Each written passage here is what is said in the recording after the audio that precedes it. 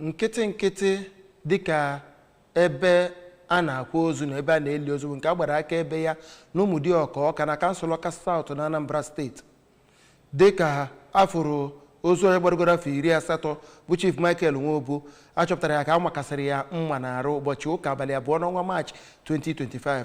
n'ụbọchị ahụ dịka esi wee nweta ozi na Chief Nwobu gbara afọ 84 tetara nnọọ ụra ma o nwere ihe ọbụla mere ya nwunye ya ka ọ na-akwadosi ka ọ pụọ gaa ụka ka ọ kụrụ elekere 7 nke ụtụtụ mana emechaziri wee fụ ya ka o megara otu awa ebe a makasịrị ya mma afụziri ozu ya.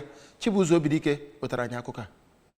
Ka ọ na-agwa ABS okwu, onye odeakwụkwọ ndị ichie Ụmụdịọka Maazị Nwobu Nweke nakwa onye isi oche ụlọ na-ese Ụmụdịọka Ọka Maazị Fidelis Nwokike katọrọ ya bụ ajọ akparamagwa bụ nke onye ahụ mkpara arụ ahụ bụ onye aka na-achọ achọ ugbu a. O kwuru na ha ewerela ozi wegara ndị kwesịrị ka ezi ozi na-elezi anya ka ejide onye a mere arụ a.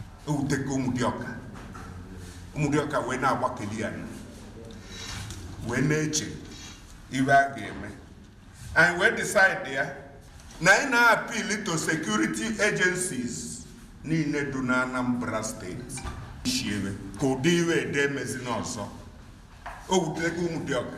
Onye isi oche ndị ntorobịa nke ya bụ obodo Maazị Christopher Ụzọ nakwa nwanne onye ahụ egburu egbu Maazị Emeka Nnaemeka kpọkwara okwu ka enye ikpe nkwụmọtọ. Na nzaghachi ya, onye mgbasa ozi nke Anambra State Police Command Maazị Tochukwu Ikenga kwuru na enwetabeghị ezigbo akụkọ gbasara ya bụ ogbugbu egburu mmadụ. Dịka a na-ede akụkọ a, ya kpatara na ọ ka enweghị ihe o nwere ikwu na ya bụ okwu.